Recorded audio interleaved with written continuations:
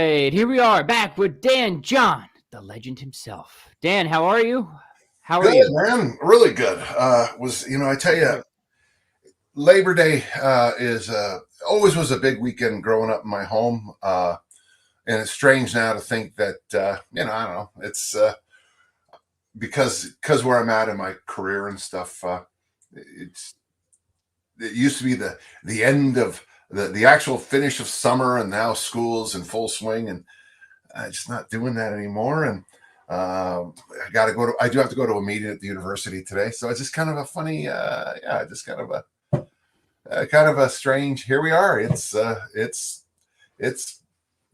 well, I mean, it's not technically fall, but for an American, Right. American football has started, Yep. school has started everywhere. So in a sense, it's not officially fall, but it's fall, which Yeah. is it's strange. It is. It feels like it today. I went for my morning walk. A little chilly out here in Yeah. Wisconsin. So, hey, before we get to the questions from the gentle listeners, which send them in, everybody. Dan, you had a magical birthday not too long ago. Did you have the gathering? If so, how'd it Yeah, go? actually, the day of my birthday was quite quiet, but you know how I love to. You've heard of my practice Thanksgiving thing, right? Okay. Yep. So on Sunday we had Dan's giving. So That's it. Yeah. so I made a turkey and mashed potatoes and all the other stuff, and it was nice. I guess so. I think I've announced it. My daughter Kelly is now pregnant too, and it was just interesting to see how tired she gets. It's just delightful. We hit a certain time of day, and it was just like They just Dad, go down. I'm gonna Yeah. go home. Yeah, because I'm very familiar with yeah. the nature of the pregnant lady. Yep, we got what is Christine now? So Christine is due at the end of October. So we're getting close. We're getting real close. That's amazing. Yeah. Yeah, so it was a great birthday. I'm really, I know, they make that joke so often. You hear it. If I was gonna know I was gonna live this long, and I'd taken better care of myself. Right. Yeah. In a lot of things, I think that's true in my life. But I am sure thankful, and I'd like to thank all the other Danny Johns along the way for exercising and eating fairly well and getting me to this spot today. It sounds weird, but I've had a lot of surgeries. The other day, somebody asked me, "Have you ever had any? You ever had a blank, blank, blank?" And I just it was a finger injury, and I just went, "Yeah." Look. A wrist. Yeah, as you go through every joint, I've had some work, but I feel good. And yeah, and all your would you say that most, if not all, of your surgeries were successful? Yeah. Oh, yeah. Because your hips went well. I know that, and the wrist, the hips. An interesting thing, and I tell you, a group of us all hurt our backs at the same time, which sounds like a strange thing, but back injuries seem to come like the flu. They tend to cluster, Yeah. And the only person who has had long-term problems is the person who got a surgery.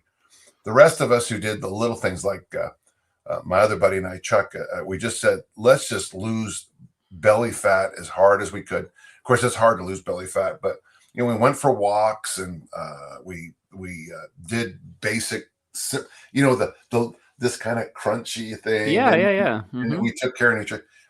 And no long-term problems. I have to say, man, if you can avoid back surgery, that's probably you can stay away from spinal injuries, man. That you can overcome just about everything. Yeah. In one small bit, I wouldn't say it's bad news, but I have to share this with you. I'm a huge fan of the British Broadcasting Corporation's murder mysteries. And last night, I finished the last episode of the last season of Vera, Vera. Folks, if you like good murder mysteries, Vera is just outstanding. 13 it's like a modern day Murder, She Wrote, or what do we got here? Oh, well, Angela Lansbury, that sexy little minx. You had to go. Christine and I have been watching that show a little bit. Yeah, Oh mixing yeah. up. Okay. Magnum Have you seen PI, the one Murder She Wrote. have you seen the one with Bruce Jenner playing the football? And Yes, of course. Yes. We just watched that probably 2 weeks ago, so it's fresh in my memory. As a matter of fact. And then there's another one that's right after that, the same season. In The Office, Michael Scott dates Pam Beasley's mom.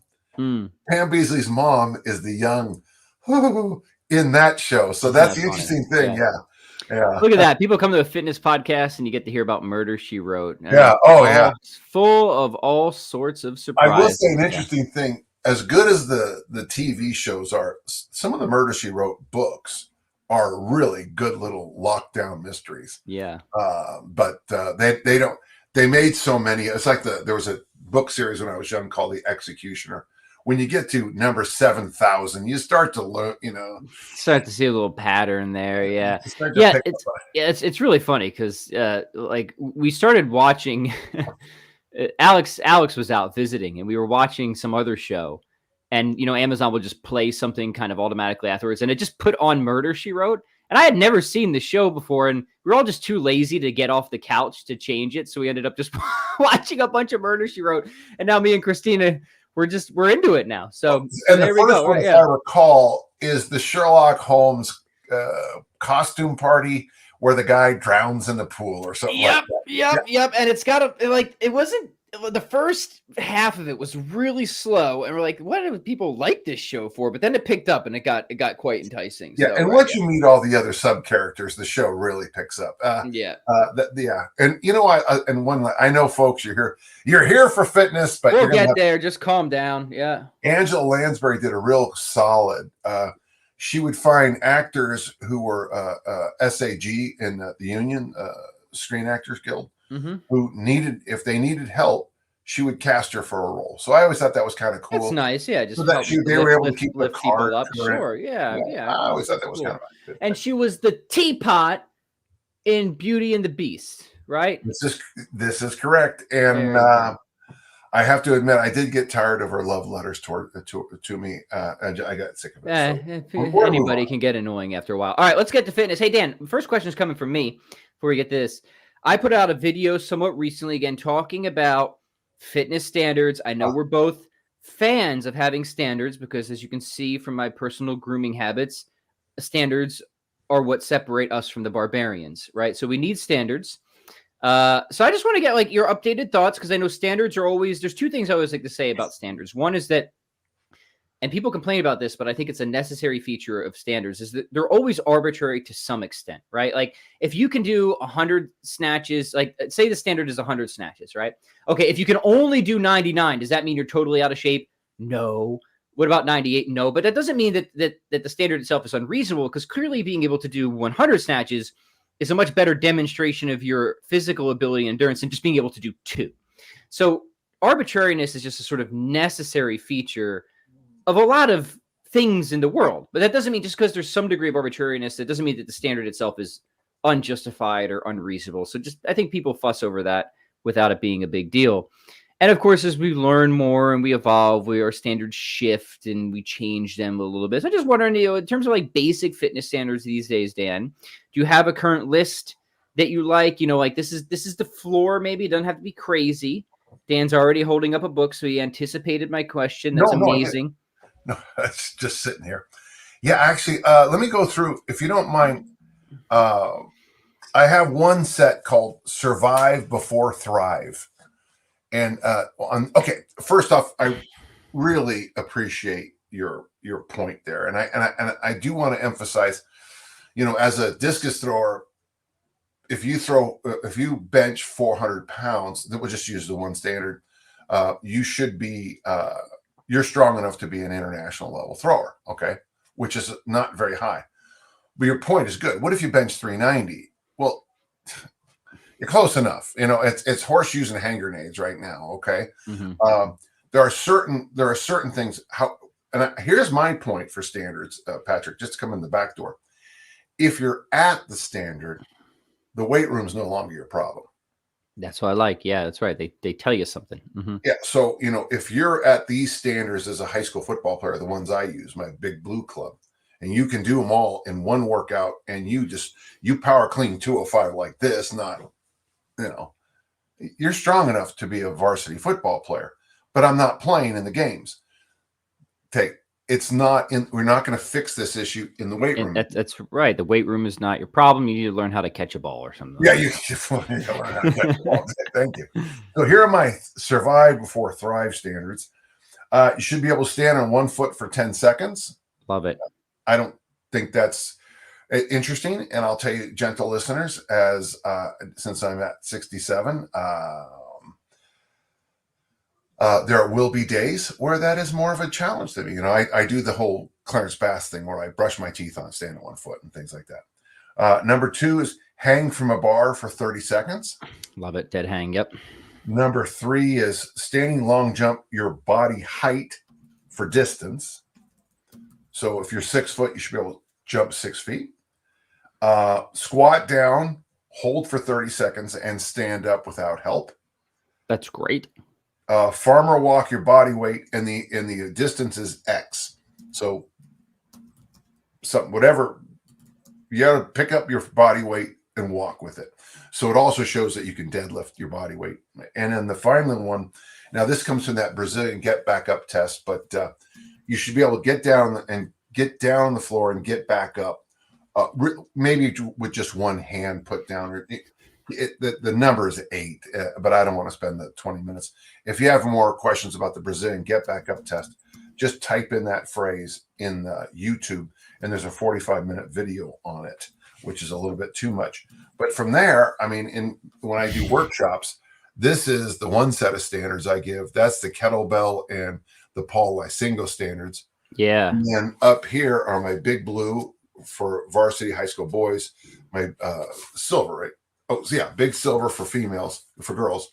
Wake Forest's football standards, which I always like to have, because if you can't power clean 300 pounds, 135 kilos as a Division I athlete, you're just not good enough. Now, a lot of people go, that's a lot of weight. I know. But just remember, I'm the smallest, slowest Division I athlete you'll probably ever meet in your life. And I'm freaking, and then my newest favorite ones come from the Bosco books. I love those illustrations. God, I love them. And let me just give you the numbers, folks. You're moderately strong if you can snatch 165, clean and press 165, squat 200, deadlift 350, and two-hand press 60s. Let me give you the Dreadnought numbers. Now, this is all pre-safety racks. This is all pre-great bench press racks. This is back in the day when squats and you took your life in your hands when you bench press or squat. Great. Yep. Sudden death training. Yep. The Super Dreadnought numbers. Are you ready for these? Super Dreadnought. Let's hear it. Snatch 275, clean and press 275, squat 450, deadlift 6, and then two-hand dumbbell press 120s per hand. So, now, what do all those numbers mean? They mean nothing. They only mean something in the context of what you're doing. Now, Josh Hillis, I always loved that set of standards he had for females with body fat. And I'll tell you that he has this number called Rockstar Hot for females. That's about 19% body fat. And really true. If you look at those, Lee Peel used to have that great little series of pictures about what body fat meant. Yep. And you get all these series of pictures. 19% is about, for a woman it's lean. That's lean. It's lean. So it was, you had to be able, he thought 3 dips, 3 pull-ups or chin-ups, and either deadlift or squat 135 for 5. And his point was every woman he'd ever worked with had achieved their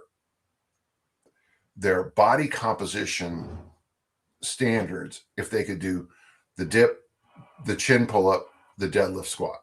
Yeah. And it was, and so that's another good number. So his idea on that was, let's raise the bar. Weightlifting. Okay, that's not as funny as I thought. Okay, so let's raise the bar for women on a strength standard and then they can see how that can be a body composition standard at the same time. Yes. That will enable the body composition standards. So I Very always good. thought that was By the way, Dan, real quick, you were thinking about making that Balance book available on Amazon. Did you do that? Is that something people can get, or are you still thinking about that? I haven't yet. Maybe reach out if you guys would be interested. It's not a book. It's It's like a manual, right? yeah, it's 38 pages of all my my best. Well, it's my best material. I mean, but you'd have to read it and then think. I'm sorry, gentle listeners.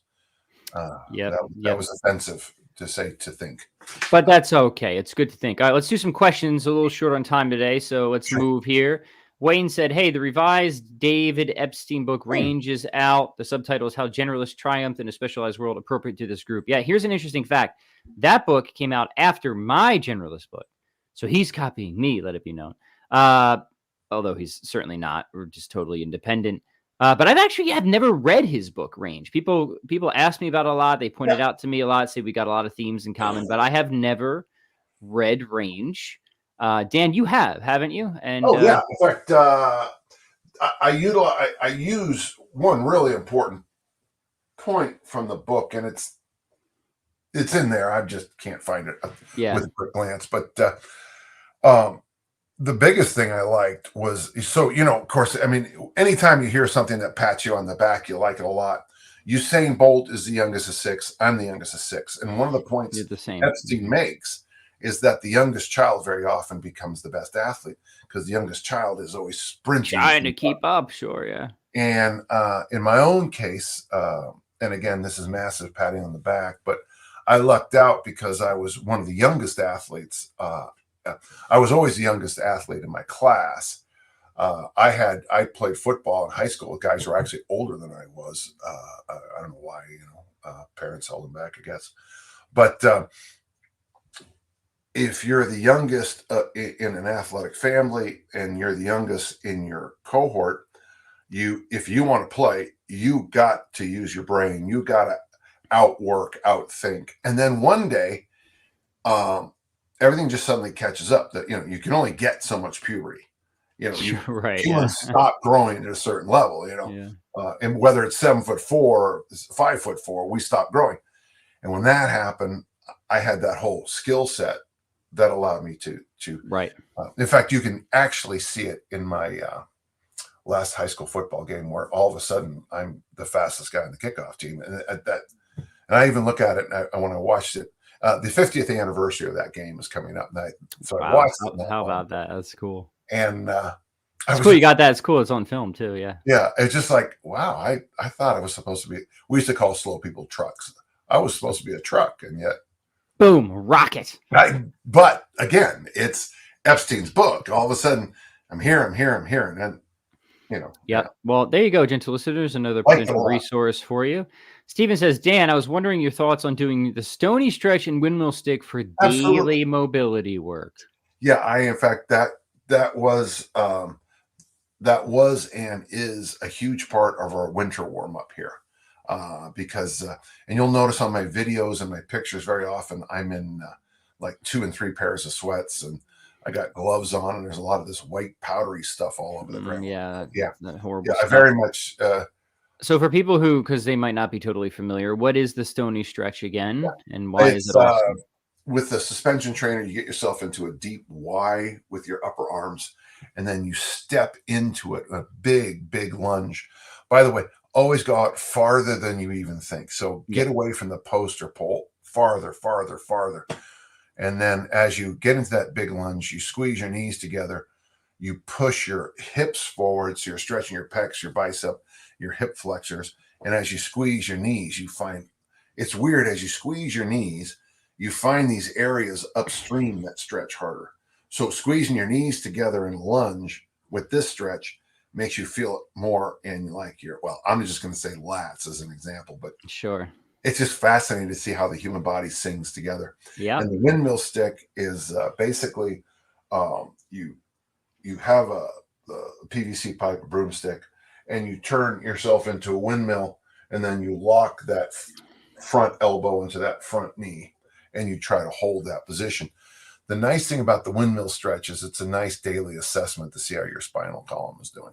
Yeah. If something is stuck, that's where you want a foam roll or get someone to, manipulate it or adjust it. Yeah. I'm not recommending home adjustment. Okay. Yeah, no, I love that combo because I just said on a Facebook comment today that, man, just the basic hip flexor stretches, they're such a lifesaver, especially if you're doing just a lot of sitting and computer work, which, yeah, shamefully I am, but it's necessary. Just getting in the stony stretch, just kind of peels you open. And then those rotational, the windmill and the, what's the name for it? You call it the zenith stretch, right? I don't even have a name for it, but you know which one I'm talking about, right? Just that quadruped rotational movement. Yeah. Man, those are just such money for, the whatever ails Pat Flynn. The position we call the kneeling windmill. Yeah. Mm-hmm. Okay. The kneeling windmill zenith stretch is another really great game changer. Mm-hmm. And one thing I'll tell you is, remember, the hand just goes straight up the zenith. I'm pretending that's zenith, not horizon. Yep. And stop it there and then check to see. A lot of women I coach keep that shoulder like this, and all they do is they just free range because of hypermobility. Yep. They're not getting the spinal check in. Yeah.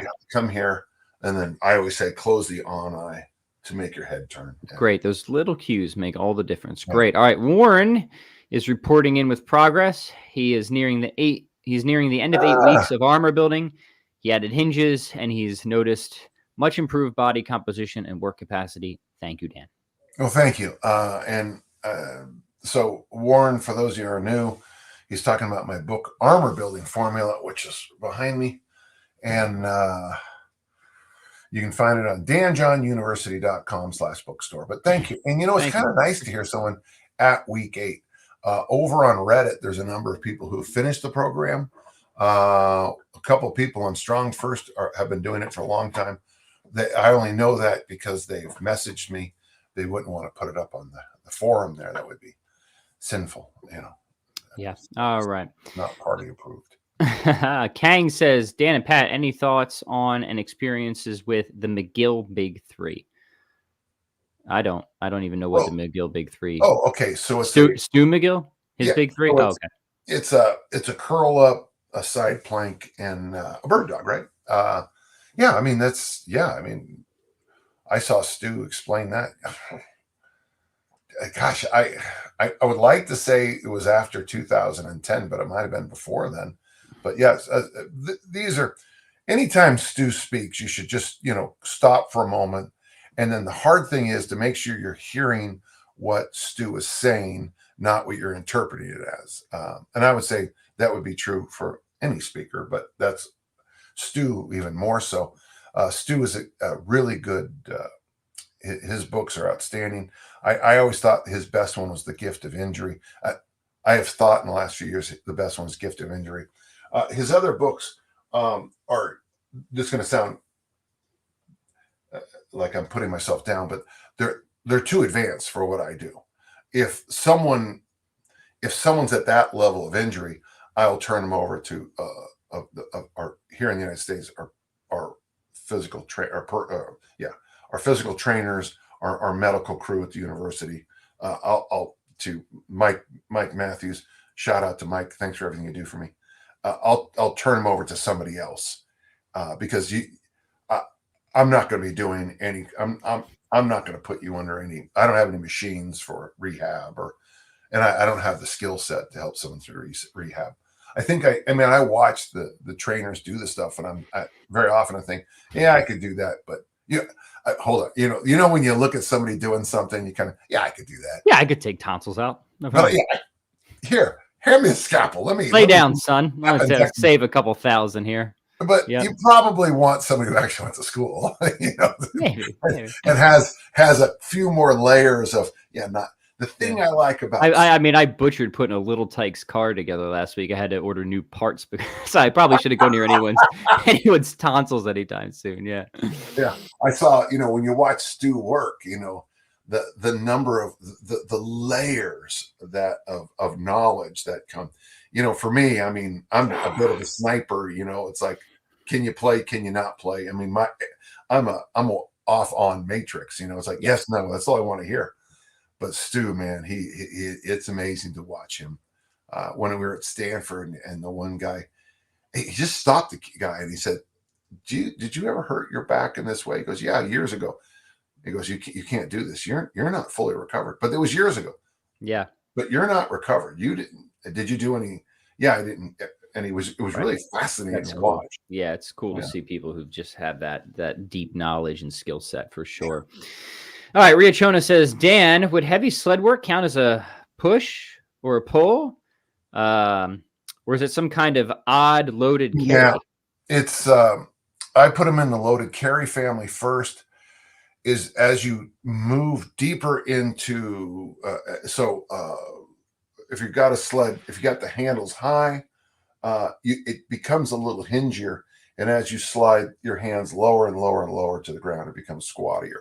I am not going to comment on where does it become hinged to squat, because that's now we're just getting right back to where it was Stu. It's just high handled sleds can be very hinge pushy, and dropping your hands to the ground. And that's actually something I even teach at workshops now, that the bear crawl done the way most people do it is part of the squat family. Yeah, rock and roll. All right, good. Let's keep going. GM says, hey, for a non-athlete dad, short on time guy, would 20 minutes of sleds, loaded carries, and bear crawls be a good, quote, get in and get out style workout? Any adjustments? I mean, you are now in a Tim Anderson world right there, man. That's Tim Anderson stuff, man. Yeah, that's and I got to tell you, after spending time with Tim, you start to really appreciate the fact that bear crawls might be the single best thing we can do. The sad thing is what's the word they are? Hard. Deceptively. Yeah. So that's deceptively hard. Yeah. And remember, I don't do anything that's hard. I keep trying to find easy ways to do everything. That's right. Yes. Yeah. It's like my diet. It's my doctor put me on a diet. Right. Regressive resistance. That's what we want. Yeah. It wasn't enough food, so now I'm on 2 diets. Oh, I like that one. That's a good one. I'm going to try that one out soon. Cheap old joke. Yeah. Well, it wasn't old to me, so bravo. All right, let's take 1 or 2 more here. All right. Good stuff. All right. Seems like people are interested in that little bouncy manual. Warren says, simple question. In the interest of strengthening the hinge pattern, if you had to pick just one, would you go with swings, cleans, or snatches? You want you to answer that one?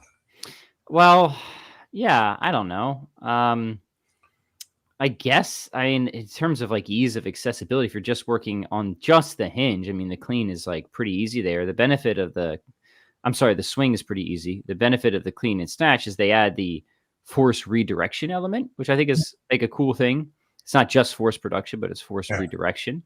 But obviously you're going to be able to load up if you're interested in just getting, I guess, viciously strong. But then you probably just want to start going to the barbell stuff at that point anyways. I don't think you can really go wrong with any of them, but I would just probably keep things simple and just go with swings. Yeah. I don't know, Dan. What do you think? The nice thing about, I've been lifting a long time. When I did my cert, kettlebell cert, and, when Brett Jones finally got it, the problem with those old RKC certs is you got so overcoached by wrong information that when I finally cleaned it up, I was like, okay, this is what a hinge is. So yeah, the swing done correctly would be an outstanding hinge teacher. And the issue always, Warren, with saying one is that we don't have a prison planet for people who do 2 hinge exercises. So I think there's value in learning the whole family of things. I agree. And even if you decide, okay, in this 8th grade class that I'm teaching, I'm just going to teach the swing. As the months progress, you'll naturally see how things start to just blend into the clean, the snatch. And I'm talking about barbell, dumbbell, kettlebell, all the worlds of our lifting. Yeah, beautiful. All right, Dan, before we say goodbye, what are you working on this week? What sort of new projects you got coming up? All that good stuff. Well, so I gotta go to some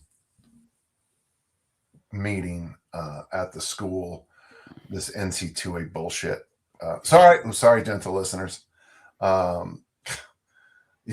don't know I volunteer coach at this university, and I really love doing it. It's just hard to work with this organization because, I don't know if you saw this weekend in the football commercials, they gave the Heisman back to Reggie Bush, because what Reggie Bush did when he was at USC compared to, we have a quarterback up at the U named Cam Rising, great quarterback. The amount of money he's making this year as a college quarterback is silly. And Reggie took this much money back in the day. And so this commercial, the Heisman House or something like that, had him come out of the frozen locker, which I thought was funny. So I have to go to meetings about, things I can and cannot do in recruiting, which are like, interesting. I don't recruit. I mean, it's kind of hard to recruit in this day and age. Oh, you want to pay $60,000 a year to throw the discus? Okay, good. Yeah. Come with me. Yeah, sure. What kind of NIL money will I be making, Coach? Well, we might. I had one of my athletes. She gets a free massage once a month because she has a thing for her masseuse. So yeah, wow. Versus $7 million to be the quarterback. Yeah, right. Yeah. So I have to go to that. Got a wedding to go to this weekend. That's nice. The next weekend, my daughter, for a birthday present, we're going to go to the Utah State-Utah game, which will be exciting for me because I'll be at Utah State. The downside is that we'll have a kickoff, and then after that, things might go south for my Aggies. But yeah, things are good. Throwing weights over my head 3 days a week, walking. I do have one thing. There's a chance that by the next time you and I sit down to talk, that Sirius Black might no longer be with us. So, oh no, very sorry to hear that, Dan. Yeah, that's always really tough. I got to make that big kid decision. I think I've already made it, and I'll probably later in the week we'll have to. God bless him. And you've known Sirius since we started. In fact, you have a lot of listeners who've hung out with. Indeed, my good friend. Yeah. And we've been through that ordeal recently. Never easy, Dan. Very sorry to hear that, but yeah. All right. Well, until next time, gentle listeners, keep lifting and keep learning, as Dan John would tell you to. And we will see you when we see you 1 week from today. Goodbye.